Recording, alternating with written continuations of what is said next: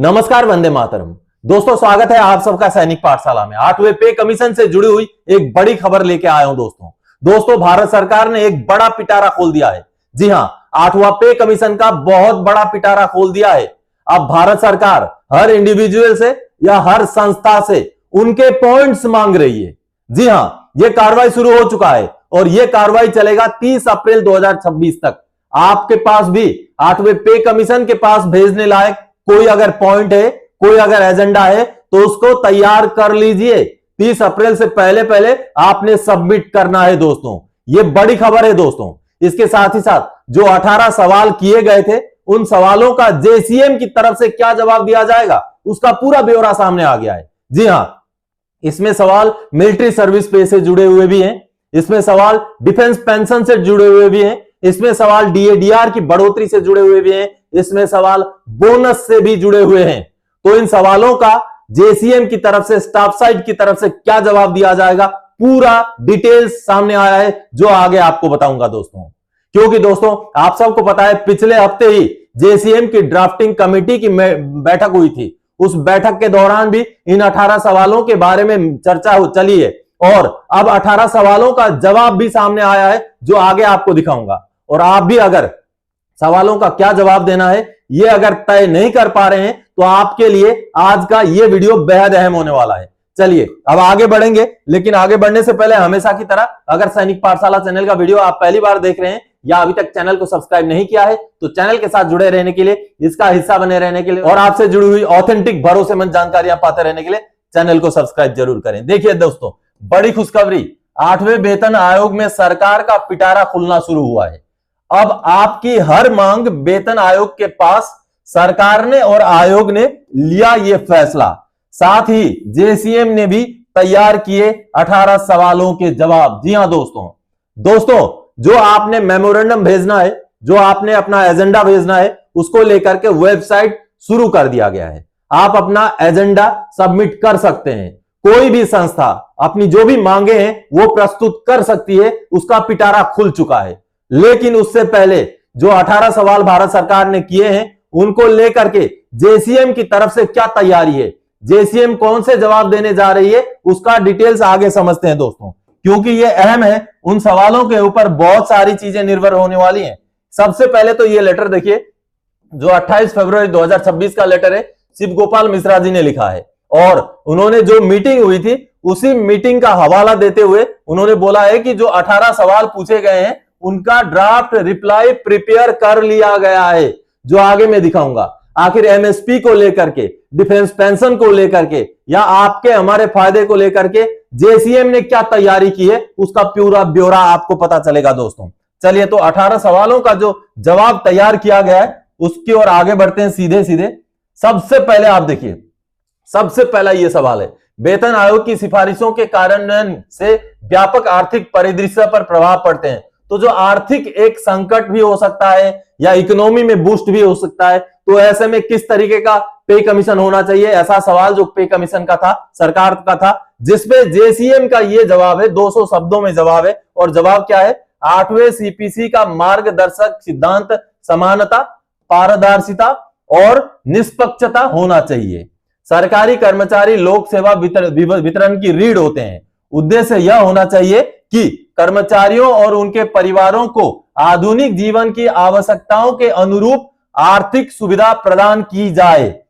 जब कर्मचारियों के वेतन और कल्याण को प्राथमिकता दी जाती है तो बेहतर शासन, प्रेरित सेवा और सामाजिक स्थिरता के माध्यम से पूरे राष्ट्र को लाभ होता है। कर्मचारियों को बोझ नहीं बल्कि राष्ट्र निर्माण में भागीदार के स्वरूप में देखा जाना चाहिए और जनता सर्वोपरि, राष्ट्र सर्वोपरि के लक्ष्य को प्राप्त करने में योगदान देना चाहिए। कर्मचारियों के वेतन में वृद्धि सरकार के लिए केवल खर्च नहीं है, यह मानव पूंजी में निवेश है जो उपभोग, बचत और आर्थिक विकास को बढ़ावा देता है। बहुत जबरदस्त तरीके से रिप्लाई बनाया गया दोस्तों। आगे देखिए, आज भारत विश्व की चौथी सबसे बड़ी अर्थव्यवस्था और सबसे तेजी से बढ़ती अर्थव्यवस्था है और हमारे विकासात्मक और रणनीतिक जरूरतों के लिए पर्याप्त संसाधन उपलब्ध हैं।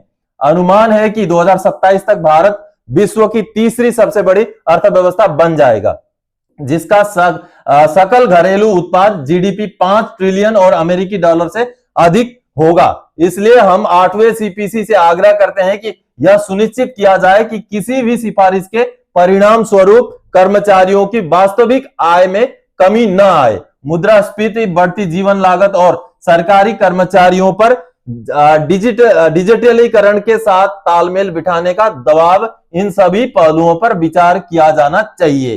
तो बहुत बेहतरीन जवाब है। अगला सवाल देखिए, ये दूसरा सवाल है और दूसरा सवाल सरकारी और प्राइवेट सेक्टर को कंपैरिजन करते हुए सवाल पूछा गया था। अब जो अहम सवाल है, महत्वपूर्ण सवाल है, उनकी ओर चलते हैं। आप चाहे तो बीच में भी जो सवाल है उनका जवाब आप वीडियो को पॉज करके समझ सकते हैं। यह है तीसरा सवाल और उसका जवाब। आगे चौथा सवाल, हम सीधे सीधे 9वें सवाल में चलेंगे जो एनुअल इंक्रीमेंट को लेकर है। यह रहा 5वां सवाल, इसके आगे ये रहा 6ठा सवाल, फिर आगे ये रहा 7वां सवाल और उसका जवाब, और ये रहा 8वां सवाल। और 9वें सवाल में हम सीधे सीधे चलते हैं दोस्तों। 9वां सवाल जुड़ा हुआ है एनुअल इंक्रीमेंट से। विभिन्न वेतनमानों के संबंध में वेतन वृद्धि की दरें और आवृत्ति कैसे निर्धारित की जानी चाहिए? क्या ये एक समान होनी चाहिए या सेवा के दौरान वेतनमानों पर समय अवधियों में भिन्न होनी चाहिए? देखिए इसका जवाब क्या दिया गया है। वेतन वृद्धि की आवृत्ति वार्षिक होनी चाहिए। वर्तमान वार्षिक वेतन वृद्धि आज के समय में सरकारी कर्मचारियों को अपने कौशल को लगातार उन्नत करना, नवीनतम तकनीक और सर्वोत्तम कार्य प्रणालियों को अपनाना, अनुभव प्राप्त करना और समय के साथ अपनी दक्षता बढ़ाना आवश्यक है। इसलिए 3% की वेतन वृद्धि दर को संशोधित करके 6% करना आवश्यक है। उच्च वेतन वृद्धि दर से दक्षता, उत्पादकता और लोक प्रशासन में योगदान में सुधार बेहतर ढंग से परिलक्षित होगा। हम 6% वार्षिक वेतन वृद्धि का प्रस्ताव करते हैं क्योंकि इससे प्रवेश स्तर और कनिष्ठ स्तर पर भी वेतन वृद्धि अधिक होगी, जिससे युवा कर्मचारियों को अपनी जीवन और परिवार बसाने में सहायता मिलेगी। तो दोस्तों 6% एनुअल इंक्रीमेंट की मांग जेसीएम की तरफ से की जाने वाली है इन जवाबों के जरिए। अब चलिए अगला जो सवाल है, महत्वपूर्ण सवाल है, 10वां सवाल है। ये भी महत्वपूर्ण है क्योंकि ये अलाउंसेस से जुड़ा हुआ है। ये देखिए अलाउंसेस जो भत्ते हैं उनसे जुड़ा हुआ है और उसमें जवाब क्या है। देखिए, केंद्रीय सार्वजनिक क्षेत्र के उद्यमों में कैफेटेरिया प्रणाली अपनाई जाती है। यह केंद्रीय सरकारी सेवाओं के लिए उपयुक्त विकल्प नहीं है क्योंकि पारंपरिक भत्ते समानता सुनिश्चित करते हैं और जोखिम भरे और खतरनाक कार्यस्थलों, कठिन स्थानों, उच्च ऊंचाइयों वाले क्षेत्रों या विशेष कठिनाइयों का सामना कर रहे कर्मचारियों की सुरक्षा करते हैं। वर्तमान प्रणाली में आवास भत्ता, यात्रा भत्ता, जोखिम एवं कठिनाई भत्ता, रात्रि ड्यूटी भत्ता, नर्सिंग भत्ता, रोगी देखभाल भत्ता, अवकाश यात्रा भत्ता और चिकित्सा सुविधाएं जैसी सभी भत्ते सुनिश्चित हैं और इन्हें जारी रखा जाना चाहिए। तो भत्तों को लेकर यह रिकमेंडेशन है दोस्तों। अब अगला देखिए, अगला सवाल है 11वां सवाल। 11वां सवाल पेंशन से जुड़ा हुआ है, इसलिए यह अहम सवाल है दोस्तों। अब इसमें जो सवाल पूछा गया है पेंशन को लेकर के कि बहुत सारे पेंशनर की संख्या है, तो इस तरीके का जो सवाल है उसका जवाब क्या दिया गया है। ये देखिए, पेंशन सेवानिवृत्त कर्मचारियों और उनके परिवारों के लिए जीवन रेखा है। माननीय सर्वोच्च न्यायालय ने लगातार यह माना है कि पेंशन नियोक्ता की मनमानी पर दिया जाने वाला कोई इनाम नहीं है, बल्कि यह दीर्घकालीन और समर्पित सेवा के लिए मिलने वाला एक निश्चित मुआवजा है। न्यायालय ने इस बात पर भी जोर दिया है कि सेवानिवृत्ति लाभ भारत के संविधान के अनुच्छेद 21 के तहत आजीविका के अधिकार का एक अभिन्न अंग है। इसलिए पेंशन लाभों का भुगतान न होना या अपर्याप्त सुरक्षा गंभीर संवैधानिक चिंताएं पैदा करती हैं। पेंशन एक सामाजिक कल्याणकारी उपाय है जिसका उद्देश्य वृद्धावस्था में गरिमा और आर्थिक सुरक्षा सुनिश्चित करना है। दशकों की सार्वजनिक सेवा के बाद पेंशन भोगियों को सेवानिवृत्ति के बाद एक सम्मानजनक और सुनिश्चित जीवन जीने का अधिकार होना चाहिए। सीसीएस पेंशन नियम 1972 अब 2021 के तहत निर्धारित पेंशन 1 जनवरी 2004 से नागरिक कर्मचारियों के लिए बंद कर दी गई थी। 1 जनवरी 2004 को यह उसके बाद भर्ती हुए कर्मचारी बहुत कम पेंशन के साथ सेवानिवृत्त होने लगे हैं, जो आज के जीवन यापन के खर्चों को पूरा नहीं करती है। सामाजिक संरचना के कारण वरिष्ठ नागरिकों को कभी कभी अपने बच्चों से दूर रहना पड़ता है, जिससे उन्हें अपनी जरूरतों को स्वयं पूरा करना पड़ता है। बढ़ती जीवन यापन लागत को ध्यान में रखते हुए पेंशन में समय समय पर संशोधन किया जाना चाहिए। इसलिए पुरानी पेंशन योजना की बहाली पर 8वें सीपीसी द्वारा विचार किया जाना चाहिए। यह प्रस्ताव दिया गया है सवाल के जवाब के तौर पर। अब देखिए अगला सवाल है दोस्तों, अगला सवाल का जवाब है 12 नंबर। 12 नंबर डीए से जुड़ा हुआ है, यह भी अहम है। जी हाँ, डीए बढ़ोतरी को लेकर के किस तरीके का सजेशन होना चाहिए उसका जवाब दिया गया है। देखिए, महंगाई भत्ता कर्मचारियों के लिए जीवन रेखा है जो उनकी वास्तविक आय को मुद्रास्फीति से कुछ हद तक सुरक्षित रखता है। महंगाई भत्ता एआईसीपीआई औद्योगिक श्रमिक सूचकांक जिसका उपयोग वर्तमान में महंगाई भत्ता गणना के लिए किया जाता है, केंद्र सरकार की कर्मचारियों और पेंशन भोगियों द्वारा सामना की जाने वाली वास्तविक मुद्रास्फीति को सटीक रूप से प्रतिबिंबित नहीं करता है। सीपीआई बास्केट में कई वस्तुओं का मूल्य रियायती या राशन सार्वजनिक वितरण प्रणाली दरों पर निर्धारित किया जाता है, जबकि कर्मचारी और पेंशन भोगी खुले खुदरा बाजार को काफी अधिक कीमत पर सामान खरीदते हैं। इसलिए एक अधिक यथार्थवादी सूचकांक प्रचलित खुदरा बाजार कीमतों या सरकारी सहकारी उपभोक्ता स्टोरों की दरों पर आधारित होना चाहिए।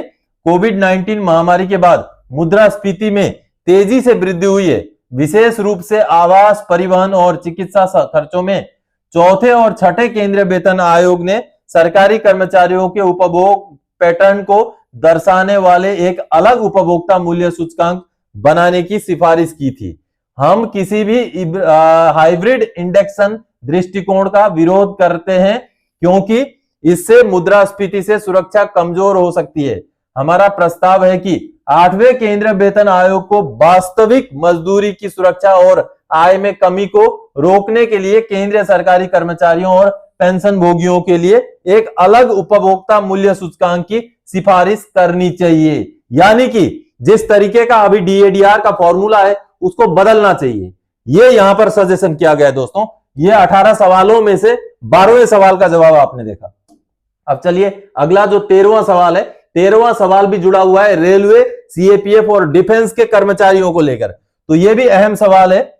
जो सवाल ये आप देखिए कि 70% जो कर्मचारी इन्हीं 3 विभाग से होते हैं। तो उस सवाल का जो जवाब दिया गया देखिए, रक्षा, रेलवे के वर्दीधारी कर्मियों और नागरिक कर्मचारियों और केंद्रीय सशस्त्र पुलिस बलों के अद्वितीय जोखिमों, कठिनाइयों और जिम्मेदारियों का सामना करना पड़ता है।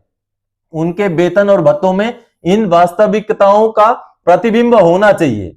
भारतीय सशस्त्र बल, सेना, नौसेना और वायुसेना और साथ ही सीएपीएफ हमारे देश की सुरक्षा में बहुत महत्वपूर्ण भूमिका निभाते हैं। रक्षा क्षेत्र में कार्यरत नागरिक कर्मचारी हमारे देश की रक्षा के लिए सैनिकों के साथ कंधे से कंधा मिलाकर काम करते हैं। रेलवे कर्मचारी प्रतिदिन 2 करोड़ यात्रियों के परिवहन के अलावा पूरे देश के आवश्यक वस्तुओं की निर्बाध आपूर्ति श्रृंखला बनाए रखने के लिए 24 घंटे 7 दिन कार्यरत होते हैं। विशेष रूप से रेलवे और सामान्य रूप से केंद्र सरकार के कर्मचारियों ने कोविड-19 महामारी के दौरान, जब पूरा देश लॉकडाउन में था, सरकारी कामकाज को बिना किसी रुकावट के चलाने में बहुत महत्वपूर्ण भूमिका निभाई। इसलिए वे 8वें सीपीसी के तहत वेतन, भत्तों और पेंशन में बेहतर व्यवहारक के हकदार हैं। जी हाँ, पूछा गया था रेलवे, सीएपीएफ और रक्षा में जो कर्मचारी हैं उनका बढ़ोतरी किस तरीके से होना चाहिए, जिसका जवाब इस तरीके से दिया जाने वाला है दोस्तों। अब अगला सवाल देखिए, यह सवाल है 14वां सवाल। और 14वां सवाल बहुत खास है नहीं, वैज्ञानिकों से जुड़ा हुआ सवाल है। तो हम चलते हैं अगले सवाल की ओर। और यह सवाल है 15वां सवाल दोस्तों। 15वां सवाल जुड़ा हुआ है एमएसपी से। हमारे लिए अहम है क्योंकि एमएसपी को लेकर के जेसीएम की तरफ से क्या जवाब है वो जानना हमारे लिए जरूरी है दोस्तों। देखिए, मिलिट्री सर्विस पे को लेकर के यह सवाल किया गया था कि मिलिट्री सर्विस से सशस्त्र बलों के कर्मियों के वर्तमान में सैन्य सेवा वेतन दिया जाता है। यह उनके कर्तव्यों की विशेष प्रकृति को ध्यान में रखते हुए किया गया था। इस संदर्भ में और उनके कार्यों की बदलती प्रकृति को देखते हुए सैनिकों, नौसैनिकों और वायुसेना के कर्मचारियों का वेतन कैसे निर्धारित किया जाना चाहिए। यह सरकारी नौकरी के शुरुआती वेतन या सीएपीएफ या पुलिस में कांस्टेबल के वेतन से किस प्रकार संबंधित होना चाहिए। अब देखिए इसका जवाब जेसीएम ने क्या दिया है, यह महत्वपूर्ण है। देखिए, सशस्त्र बलों के कर्मियों को ऐसा वेतन मिलना चाहिए जो उनके जोखिम, तत्परता और सतर्कता को दर्शाता हो। बलिदानों को ध्यान में रखते हुए हम स्थिर सैन्य सेवा वेतन को गतिशील जोखिम और तत्परता प्रीमियम से बदलने का समर्थन करते हैं, जो सीएपीएफ पुलिस और नागरिक प्रवेश स्तरों से कम 25% अधिक होना चाहिए। यह बेहद अहम मांग है। देखिए, जेसीएम ने यह मांग की है कि बाकी सिविलियन से 25% फौज का ज्यादा होना चाहिए। यह स्वागत योग्य मांग इन्होंने की है। आगे देखिए, सशस्त्र बलों में अग्निवीर के नाम पर निश्चित अवधि के रोजगार को समाप्त किया जाना चाहिए और अग्निवीर के रूप में चयनित और नियुक्त सभी व्यक्तियों को नियमित किया जाना चाहिए। अग्निवीर को परमानेंट करने की भी मांग है दोस्तों। आगे देखिए, उनका प्रवेश वेतन आकर्षक होना चाहिए, जिसमें स्पष्ट प्रगति और आवास, राशन आदि जैसे मजबूत गैर मौद्रिक लाभ शामिल हों। एनसीजेसीएम का स्टाफ पक्ष सरकार से आग्रह करता है कि यह सुनिश्चित किया जाए कि सैनिकों, नौसैनिकों और वायुसेना के कर्मियों को कभी भी पीछे न छोड़ा जाए और उनका मुआवजा हमेशा उनकी सेवा के अनुरूप हो। शाबाशी, बहुत बढ़िया जवाब यह दिया गया है। जेसीएम की तरफ से फौज की पैरवी करते हुए उनके पेमेंट पेंशन में कटौती ना हो, उनको 25% अलग से मिले, ऐसी जो है रिकमेंडेशन, ऐसा जो है जवाब दिया गया है, वो जो कि बिल्कुल स्वागत योग्य है दोस्तों। चलिए अब आगे दिखाता हूं। यह रहा 16वां सवाल, और 16वां सवाल डिफेंस पेंशन से जुड़ा हुआ है खास करके। और डिफेंस पेंशन से जुड़ा हुआ सवाल में एससीजेसीएम की तरफ से क्या जवाब दिया गया वो महत्वपूर्ण है। देश में सेवारत सैन्य कर्मियों की तुलना में सैन्य पेंशन भोगियों की संख्या कहीं अधिक है। 2025-26 में रक्षा पेंशन पर होने वाला व्यय रक्षा वेतन और भत्तों पर होने वाले व्यय से अधिक होने की संभावना है। अनुमानों के अनुरूप समग्र रक्षा पेंशन बिल में वृद्धि होने से उपकरण और शस्त्रों की खरीद, उनके रखरखाव और रक्षा बलों के आधुनिकीकरण पर प्रभाव पड़ेगा। रक्षा जनशक्ति लागत और पेंशन बिल में वृद्धि को नियंत्रित करने के लिए आप क्या बदलाव सुझाएंगे? अब यह जवाब भी बहुत अहम है। देखिए जवाब क्या है। रक्षा कर्मियों ने राष्ट्र के लिए अपनी जवानी और स्वास्थ्य का बलिदान दिया है। किसी भी सुधार के संबंध में हमारा उद्देश्य उनके बलिदान का सम्मान करना और सेवानिवृत्ति के बाद उनकी गरिमा सुनिश्चित करना होना चाहिए।